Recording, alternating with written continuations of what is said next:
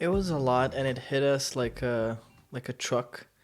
Um, when we had a realization that you actually have to work for your marriage, Mm-hmm. where you actually have to be sometimes almost intentional about fun, and as you said it, we kind of became serious overnight. Mm-hmm. What happened?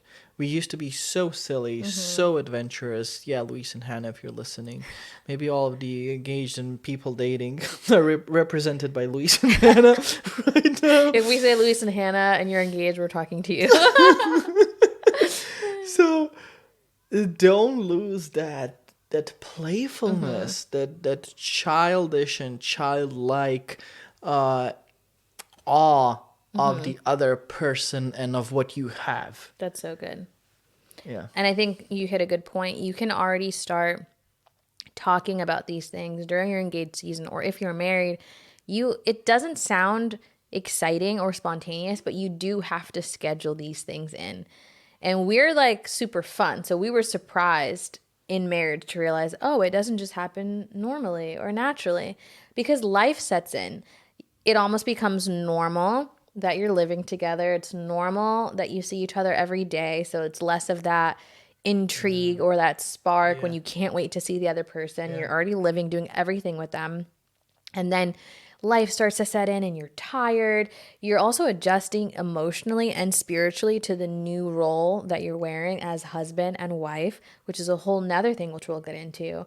And you're tired and the weather's gray and you're stressed out about X, Y, and Z. And before you know it, you get into a pattern of not doing the things that you used to do, just settling for watching TV as spending time with one another. And then before you know it, you're like, oh, okay, who did we become? Mm-hmm. So you do need to schedule these things. And we've had to be intentional about that to say, okay, Fridays are going to be our movie night at home. My babes comes home from football. And that's soccer for you American peeps. He comes Still home. football. Okay. I agree with you actually because it's with the foot. So I do agree with you. Thank you so much for that. You're welcome. So he comes home from football. I have dinner waiting for him, usually a sweet treat. Then we pull out my babes pulls out the mattress from our bedroom. He brings it to the living room and we watch a movie. We play a little game with it. We have little, what do you call it? Little notes, Yeah, papers. pieces of paper in a Yeah. little bucket thing that we pull the genre of the movie, and whoever pulls it gets to pick the movie. So we're like, okay, cool, that's Fridays, and then Saturdays are our date night. Oh, And we had to start doing things like, okay, we're going to go on walks Tuesdays and Thursdays. You have to be intentional. And we learned we that the hard way. you forgot about the big one that we love. That's super fun. I can't believe you skipped this. What? We play hide and seek in our small apartment. Yes, I love that. I love hide and seek. I love playing all of the silly games that we Mm-hmm. play, like going absolutely crazy and bazinga and dancing around the house. Um, We're laughing and scared because we're watching our laundry outside on the rack almost being it's thrown off for a balcony right now. I don't know. Maybe we It's may perfect timing. lose. We may lose all of our All of our laundry. towels will be gone. Be gone. We're not stopping this. We're committed. Yeah. Then we play our silly games of Mm-hmm. being frozen. You Mm-hmm. know, you just talk to someone and you just stop and you're just frozen, and then the other person doesn't know what's happening, and you're trying to keep a straight face to be frozen. Mm-hmm. Um, We love it. we love it. We love being silly, Mm-hmm.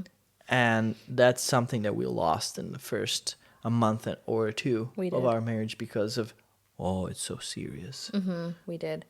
So whatever that is to you, maybe it's not silliness, maybe it's being outdoorsy, going on Yeah. hikes, or maybe you both have a love of movies, or whatever it is, just keep that partnership, that spark, that excitement in your marriage and be intentional about it. That was a huge thing that we Mm-hmm. learned. Mm-hmm. And now we're finally, because we used to be so silly during our dating and engagement.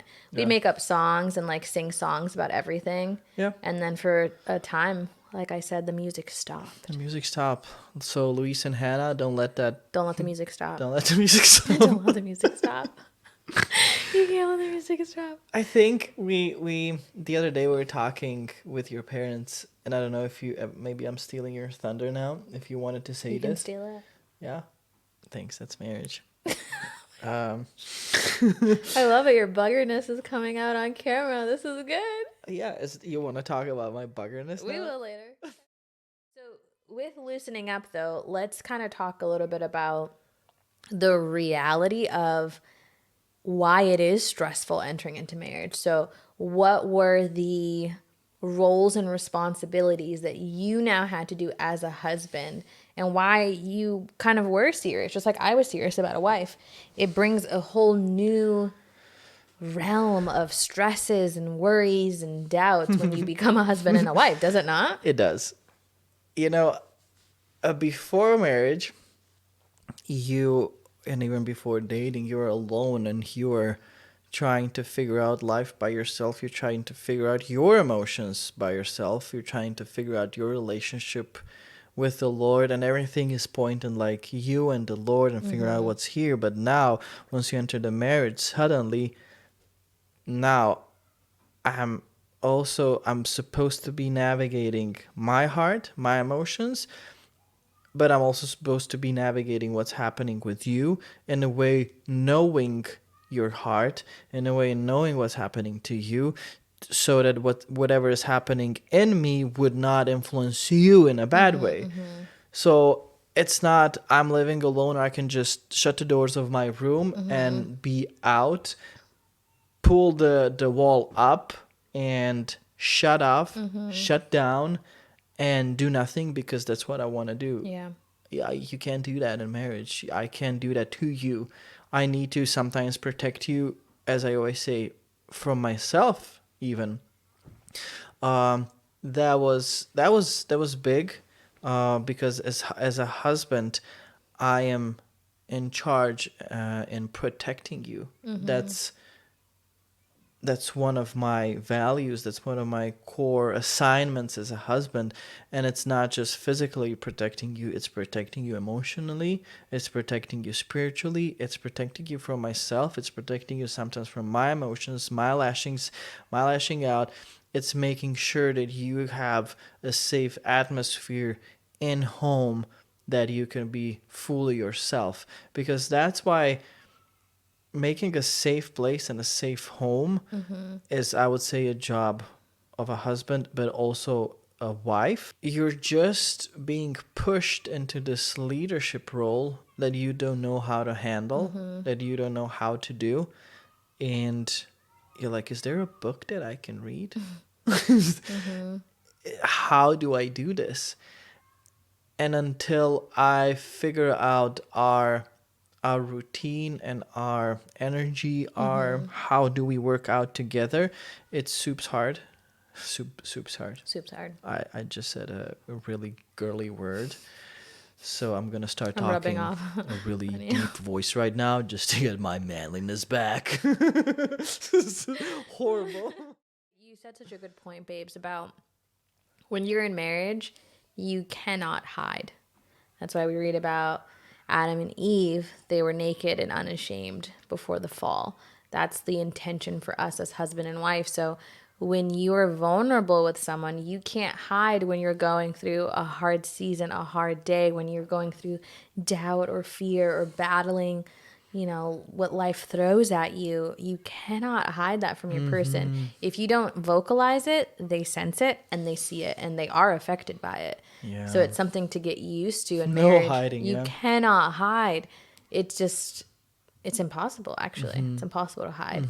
And learning how to also be open, it's scary in a way because you're showing your truest version of yourself when you're going through whatever life throws at you in front of someone else. Yeah. Your husband or your wife sees it all. It's not like a friend that you meet for coffee here and there and they only get 10% of what you're like when you're going through a hard situation. No, this person sees you morning and night, every single day, high points, low points, and everything in between.